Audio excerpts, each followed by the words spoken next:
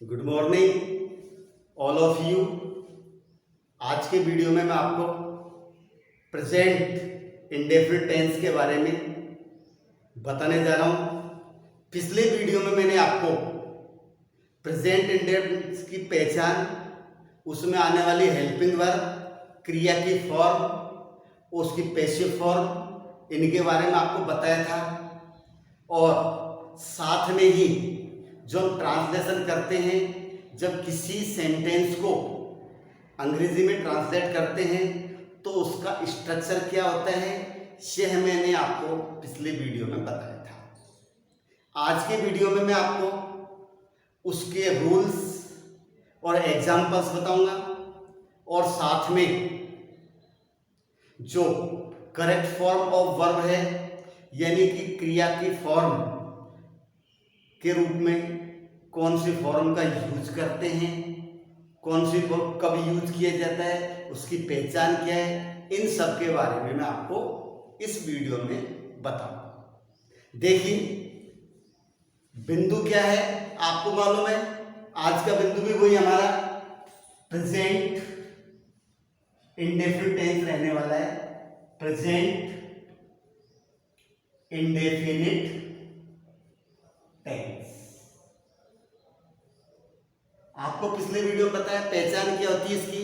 ता है, ती है, ते हैं, ताहूं आदि शब्द हिंदी वाक्यों के अंत में आता है। हेल्पिंग वर्ब के रूप में हम डू डज का यूज करते हैं। क्रिया की फॉर्म के रूप में हम B1 या B1 प्लस SES फॉर्म का यूज करते हैं। देखिए, पहचान हमने लिखी थी, जो दोबारा रिपीटेशन कर रहा हूं थोड़ा सा। ता है, ती है, ते हैं और ता हैं, ये इसकी पहचान है। Helping verb do does, main verb B1 या B1 plus SES। Passive form जो आपको विशेष रूप से ध्यान रखना है, क्योंकि एक्टिव पैसिव बनाते हैं तब भी हमारे काम आता है, और पैसिव फॉर्म आपको करेक्ट फॉर्म ऑफ वर्ब के रूप में वो दे सकते हैं। तो पैसिव फॉर्म इसकी होती है इज, MR प्लस B3। अब प्रश्न ये, डू का प्रयोग कहां करते हैं, डज का प्रयोग कहां करते हैं। देखिए, डू का प्रयोग हम करेंगे I, we, you, they, वे प्लूरल सब्जेक्ट के साथ। डज का प्रयोग किया जाता है he, she, it, नेम, वे सिंगुलर सब्जेक्ट। ये हमारा डू डज का प्रयोग है। अब जो विशेष बात है इसके अंदर कि अफर्मेटिव सेंटेंस में हेल्पिंग वर्ब डू डज का यूज नहीं करते, और क्रिया की फर्स्ट फॉर्म में अगर हमारा सब्जेक्ट सिंगुलर है तो उसमें हम SES जोड़ते हैं। तो ये नोट करने वाली बात है हमारी। देखिए, अफर्मेटिव, इसमें हम क्या लिखते हैं, B1 या B1 प्लस SES। लेकिन क्रिया में SES कब जोड़ेंगे, जब हमारा subject he, she, it, name वे सिंगुलर होगा तो क्रिया में SES जोड़ेंगे। अन्यथा अगर हमारा subject I, we, you, they वे प्लूरल सब्जेक्ट हुआ तो केवल B1 फॉर्म का यूज करेंगे। अन्य प्रकार के जो वाक्य होते हैं, अदर्स में do does plus B1 form का यूज किया जाता है। ये सब मैं आपको पिछले वीडियोज में बता चुका, इसलिए ज्यादा डिटेल की आवश्यकता नहीं है। अब हम आगे बढ़ते हैं। इसका स्ट्रक्चर तो देखिए, आपको पुनः रिपीट कर रहा हूं इसको। स्ट्रक्चर क्या है कि एक सामान्य स्ट्रक्चर होता है जो आपको मालूम है, किसी भी टेंस से संबंधित नहीं है। सामान्य स्ट्रक्चर एक सामान्य होता है, उसी के आधार पर किसी भी टेंस के वाक्य का हमको ट्रांसलेशन करना होता है। देखिए, subject, helping verb, main verb, object, place और टाइम, यही हमारा इसका क्या है, सामान्य स्ट्रक्चर है। केवल टेंस के अनुसार हम हेल्पिंग वर्ब और मेन वर्ब चेंज करते हैं, बाकी शेष हमारा वही रहता है। इस दृष्टि से हमने आपको इस स्ट्रक्चर को ध्यान में रखते हुए मैंने पिछले वीडियो में प्रेजेंट इंडेफिनिट टेंस के चारों स्ट्रक्चर बताए थे, उसका मैं पुनः एक बार रिपीटेशन कर रहा हूँ, ध्यान में आ जाए। जिन स्टूडेंट्स ने अभी तक जो मेरा वीडियो पिछला वाला नहीं देखा है वो इसको जरूर देखें, आपको क्लियर हो जाएगा। देखिए, पहला स्ट्रक्चर है हमारा सब्जेक्ट B1 या B1 plus SES, object, place और टाइम। दूसरा स्ट्रक्चर अपना बनता है सब्जेक्ट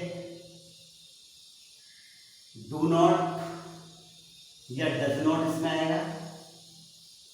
फिर B1 ऑब्जेक्ट, प्लेस और टाइम, ये हमारा नेगेटिव सेंटेंस का है। तीसरा स्ट्रक्चर जो हमारा आता है इंटेरोगेटिव सेंटेंस का है। देखिए नंबर 3 पर question word do does, subject B1 object, place और टाइम। चौथा स्ट्रक्चर अपना बनता है question word do does, subject not plus B1 object, place, time. ये सब जितने भी स्ट्रक्चर हैं ये मैं आपको पिछले वीडियोज में बता चुका हूं, लेकिन कुछ स्टूडेंट्स हैं जिन्होंने हो सकता है मेरा पिछला वीडियो नहीं देखा हो, इसलिए मैं आपको रिपीटेशन किया है। आप इसको लिख लें या इसका स्क्रीनशॉट ले लें, क्योंकि अब मैं इस बिंदु को आगे बढ़ाऊं। अब इसको लिखने के बाद अब हमारा आता है रूल्स ऑफ ट्रांसलेशन। क्या आता बताइए, रूल्स ऑफ ट्रांसलेशन। एक्चुअल में क्या होता है कि जो स्ट्रक्चर है उसके आधार पर ही रूल्स बनते हैं और रूल्स के आधार पर ही स्ट्रक्चर बनते हैं। चाहे आप स्ट्रक्चर समझो या रूल्स समझो, बात वही है, काम आपको वही करना है। देखिए अब इसको आगे बढ़ाते हुए हम इसके स्ट्रक्चर को समझने के बाद इसके रूल्स जो सामान्य रूप से क्या है वो मैं आपको बताने जा रहा हूं। देखिए रूल्स में क्या है, सबसे पहले आता है कि इसके अंदर जो अफर्मेटिव सेंटेंस होता है उसमें हेल्पिंग वर्ब डू डज का यूज नहीं किया जाता, तथा क्रिया की फर्स्ट फॉर्म में एस एस जोड़ते हैं। किसके साथ जोड़ते हैं, सिंगुलर सब्जेक्ट के साथ। दोबारा रिपीट कर रहा हूं कि अफर्मेटिव सेंटेंस में हेल्पिंग वर्ब का यूज नहीं किया जाता, तथा सिंगुलर सब्जेक्ट के साथ क्रिया में हम एस एस जोड़ते हैं। नंबर 2 पर आता है अन्य प्रकार के वाक्यों में do does plus B1 form का यूज करते हैं। अब do does plus B1 form का यूज कैसे करते हैं, नेगेटिव, इंट्रोगेटिव और इंटेरोगेटिव नेगेटिव। नेगेटिव सेंटेंस में सब्जेक्ट के बाद डू नॉट या डज नॉट का प्रयोग करते हैं। इंटेरोगेटिव सेंटेंस में डू डज को सब्जेक्ट से पहले रखते हैं और इंटेरोगेटिव नेगेटिव सेंटेंस में सब्जेक्ट से पहले डू डज और सब्जेक्ट के बाद हम नॉट का प्रयोग करते हैं। लेकिन यदि हमें क्वेश्चन वर्ड से प्रश्न बनाना हो तो उस क्वेश्चन वर्ड को डू डज से पहले रखते हैं। बताओ कहां पर रखते हैं क्वेश्चन वर्ड को? डू डज से पहले रखा जाता है। ये इसके हमारे क्या थे? सामान्य स्ट्रक्चर, रूल्स। अब हमको लिखित में लेते हैं तो रूल्स ऑफ ट्रांसलेशन। पहला स्ट्रक्चर है, पहला रूल्स है अफर्मेटिव सेंटेंस में हेल्पिंग वर्ब, अफर्मेटिव सेंटेंस में डू डज का यूज नहीं किया जाता है। यानी हेल्पिंग वर्ब, अफर्मेटिव सेंटेंस में हेल्पिंग वर्ब कोष्टक में लिख दिया, डू डज का यूज नहीं करते तथा सिंगुलर सब्जेक्ट के साथ क्रिया में एस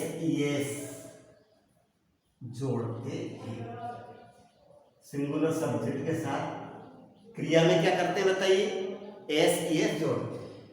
सेकंड रूल्स, अन्य प्रकार के वाक्यों में, अन्य प्रकार के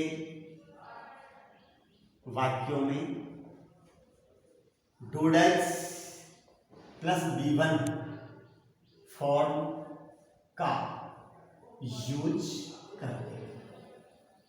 अन्य प्रकार के वाक्यों में क्या किया जाता है? Do does plus B1 form का यूज करते हैं। Number 3, negative sentence, negative sentence में सब्जेक्ट के बाद डू नॉट या डज नॉट का यूज करते हैं। चौथा लिखेंगे इंटेरोगेटिव सेंटेंस, इंटेरोगेटिव सेंटेंस में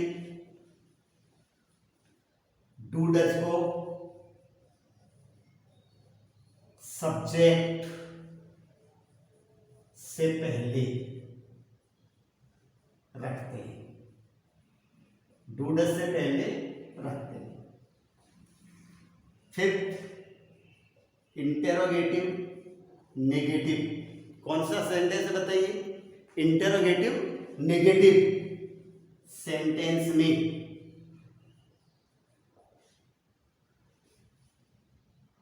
सब्जेक्ट से पहले डू डज तथा सब्जेक्ट के बाद नॉट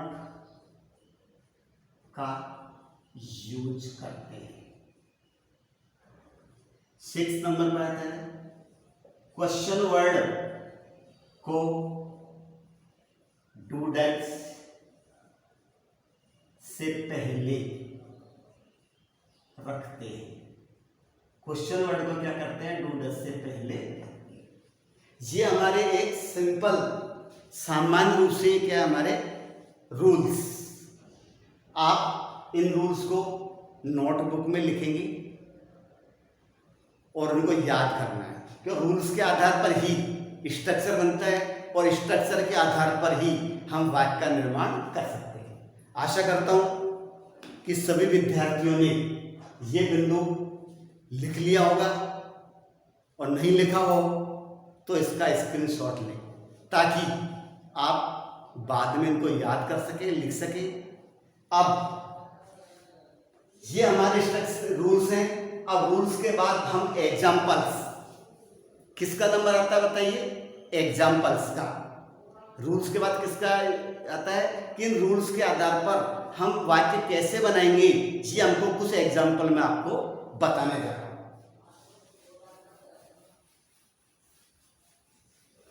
देखिए,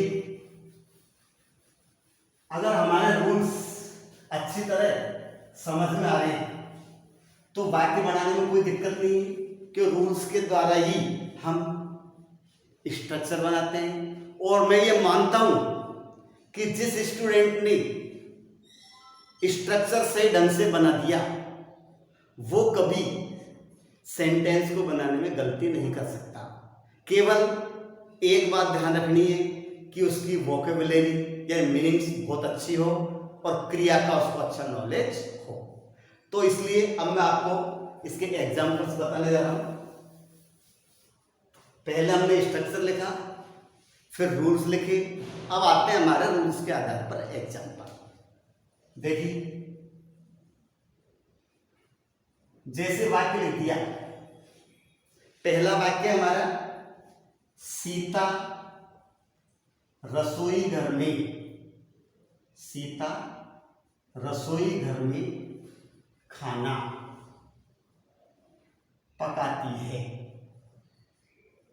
तो सबसे पहले हमको ये देखना होगा, सीता रसोई घर में खाना पकाती है, इसमें ये देखना होगा कि सेंटेंस हमारा क्या है, कौन सा है, वाक्य का प्रकार क्या है, यानी अफर्मेटिव है, नेगेटिव है, इंट्रोगेटिव है, इंट्रोगेटिव नेगेटिव। उसके आधार पर ही हम रूल्स का यूज करेंगे। पहले मैंने बताया कि अफर्मेटिव सेंटेंस में हेल्पिंग वर्ब डू डज का यूज नहीं करते तथा क्रिया में एस जोड़ते। तो देखिए, हमारा सेंटेंस है अफर्मेटिव, स्वीकार रखना, इसके अंदर डू डज नहीं आएगा, तो सब्जेक्ट हमारा क्या है, सीता। तो यहां पर हमने क्या है, सीता लिख दिया। मेन वर्ब B1 या B1 प्लस एसिएशन है, तो पकाती है, पकाना की अंग्रेजी क्या होती है, कुक, तो कुक। अब ये देखेंगे कि सब्जेक्ट सिंगुलर है या प्लूरल। सिंगुलर है तो एसीएस जोड़ेंगे और प्लूरल है तो केवल B1 फॉर्म ही रहेगा। तो यहाँ पर सिंगुलर दे रखा है, इसलिए हमने कुक में क्या जोड़ दिया, एस, कुक्स। अब आता ऑब्जेक्ट, क्या पकाती है, खाना, तो फूड। प्लेस, कहां पर, रसोई घर में, इन द किचन। इस प्रकार से हमारा सेंटेंस बनता। अगर सब्जेक्ट प्लूरल होता तो हम इसमें एसीएस नहीं जोड़ते। जैसे हमने लिख दिया, तुम प्रतिदिन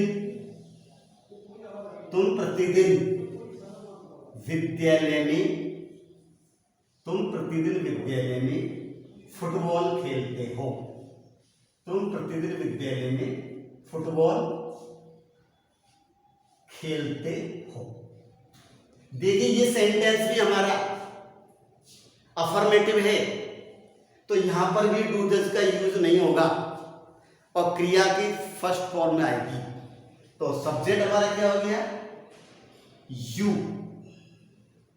क्रिया क्या है, खेलते हो, खेलना की अंग्रेजी क्या होती है, प्ले, तो प्ले लिख देंगे। अब हम प्ले लिखने के बाद ये देखेंगे कि सब्जेक्ट हमारा सिंगुलर है या प्लूरल। तो अक्सर हम जानते हैं यू प्लूरल होता है, इसलिए हम क्रिया में एसीएस नहीं जोड़ेंगे। तो यू प्ले, ऑब्जेक्ट क्या खेलते हैं, फुटबॉल, तो you play football in the school. School हमारा क्या हो गया, प्लेस, और एवरी डे ये हमारा क्या हो गया, टाइम। इस प्रकार से हम सेंटेंस बना सकते हैं। नेगेटिव सेंटेंस में डू डज के साथ नॉट का यूज करते हैं। जैसे कैसे करेंगे, ये पहला वाक्य, ये दूसरा। नंबर 3, वह खाना नहीं खाती है। अब हमको देखना है डू का प्रयोग करना है, डज का प्रयोग करना है। अगर हमारा सब्जेक्ट सिंगुलर है तो डज का प्रयोग होगा, प्लूरल है तो डू का प्रयोग होगा, और आई है तो आई को क्यों प्लूरल के साथ है इसलिए इसके साथ डू का प्रयोग करेंगे। तो वह के अंदर जो सी सिंगुलर है, डैट्स नहीं के लिए नॉट, खाती है, खाना क्या होती है, क्रिया है ईट, और क्या खाती है, फूड। तो इस प्रकार से हमारा she does not eat food. प्रश्नवाचक में डू डज को पहले लेते हैं, तो देखिए जैसे वाक्य बना दिया, क्या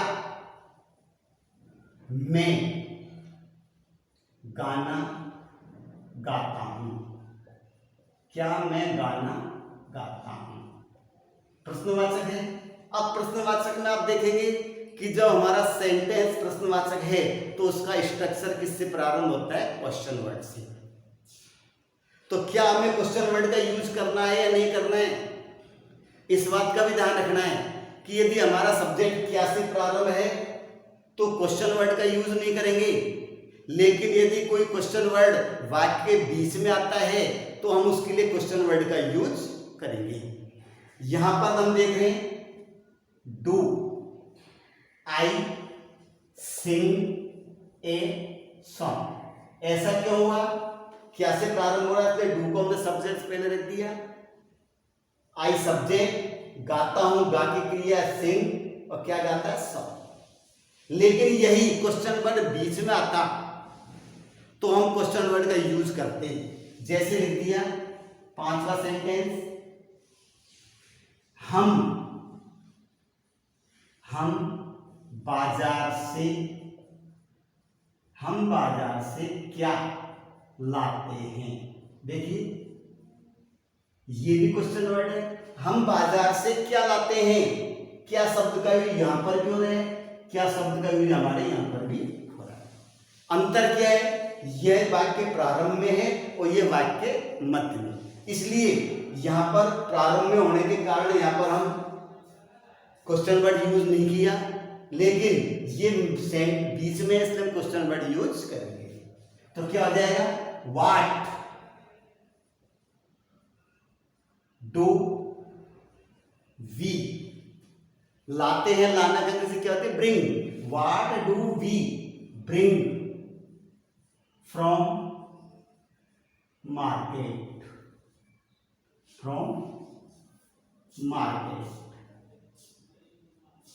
ये हमारा हो गया क्वेश्चन वर्ड है, लेकिन क्वेश्चन वर्ड से प्रारंभ होने वाला है।